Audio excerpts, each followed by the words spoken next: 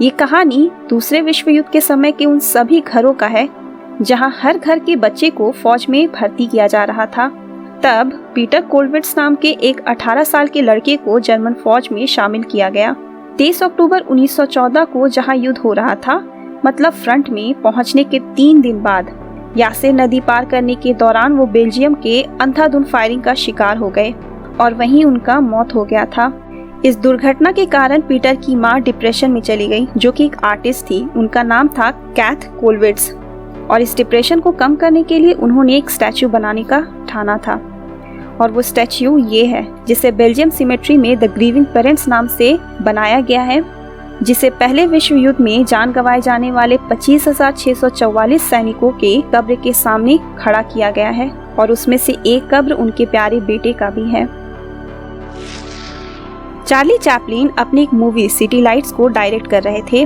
उसमें उन्होंने फिल्म की हीरोइन वर्जीनिया चेरेल को एक सीन 342 बार करवाया था। इस सीन में हीरोइन को कहना था फ्लावर सर, लेकिन मजे की बात तो इसमें यह है कि ये एक साइलेंट मूवी थी। आरएमएस टाइटैनिक के चीफ पेकिंग शेफ चार्ल्स जॉगिन ने डूबते हुए टाइटैनिक में औरतों और बच्चों को लाइफ बोट तक ले गए थे और वैसे लोगों को भी फोर्स किया जो जहाज छोड़कर लाइफ बोट में उतरने से डर रहे थे। और तो और उन्होंने जल्दी जल्दी में टाइटैनिक से वैसे चीजों को फेंका जो समुद्र पर ऊपर फ्लोट करे। कुछ लोग इसके सहारे खुद की जान को बचा सके। चार्ल्स टाइटैनिक को छोड़ने वाले आखिरी सर्वाइवर थे।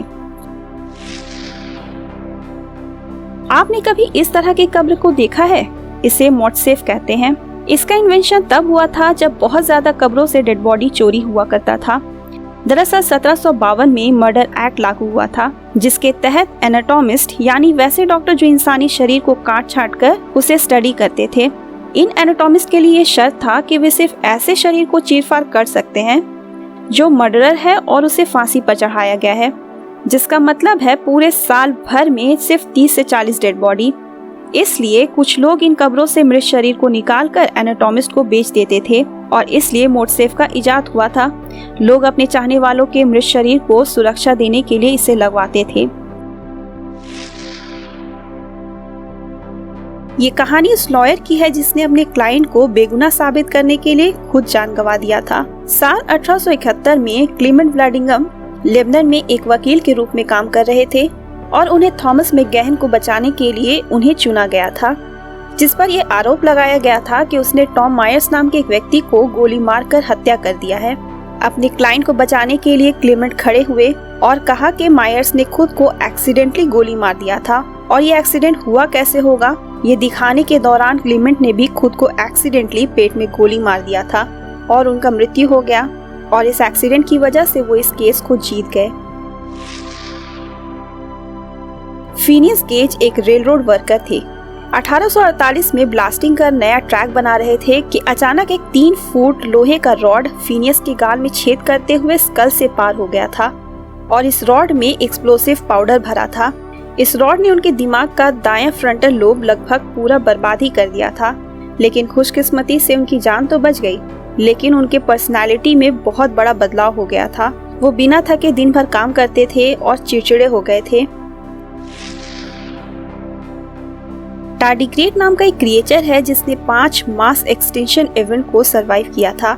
ये उबलते हुए पानी में जिंदा रह सकता है, जमे हुए बर्फ में स्पेस से आए खतरनाक रेडिएशन को भी झेल सकता है। टार्डिग्रेड 8 पैरों वाला एक माइक्रोस्कोपिक जानवर है और जब ये पूरा बड़ा हो जाता है तब इसका पूरा लंबाई 0.5 मिलीमीटर होता है। यानी ये एक ऐसा जानवर है जो रेगिस्तान से लेकर समुद्र की गहराई तक में भी रह सकता है।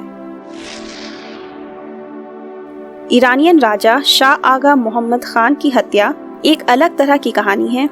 हुआ ये कि राजा के 2 नौकर आपस में बहुत चिल्ला कर झगड़ा कर रहे थे, तो गुस्से में आकर राजा ने उन दोनों नौकर को उसी वक्त मौत की सजा सुना दिया। लेकिन चूंकि वो दिन फ्राइडे का था, मतलब इस्लाम धर्म में एक शुभ दिन, इस वजह से इस मौत की सजा को अगले दिन पर टाल दिया गया और दोनों नौकर को वापस अपने अपने काम में भेज दिया गया, लेकिन बिना किसी बेड़ी या चेन के। उसी रात जब राजा सो रहा था तभी इन दोनों नौकरों ने मिलकर उनकी हत्या कर दिया और वो दोनों अपनी मौत की सजा से बच गए। रोम का एक प्राचीन शहर पोम्पई इसके बारे में तो आपने सुना ही होगा कि कैसे यहाँ रातों रात माउंट वेसुवियस ज्वालामुखी फटने से पूरा का पूरा शहर रातों रात तबाह हो गया था। इस ज्वालामुखी के फटने की वजह से पोम्पई शहर का तापमान अचानक से 968 डिग्री फ़ारेनहाइट तक पहुंच गया था। ये इतना था कि वहां रहने वाले लोगों के खोपड़ी के अंदर दिमाग यानी ब्रेन तुरंत सख्त कांच में बदल गया था। साल 1937 में 2 औरतें पहली बार शॉर्ट्स पहनकर टोरंटो शहर में निकली थी। इस एक्सपेरिमेंट ने भारी मात्रा में मेल अटेंशन ग्रैब किया था और इस वजह से कार एक्सीडेंट भी हुआ था।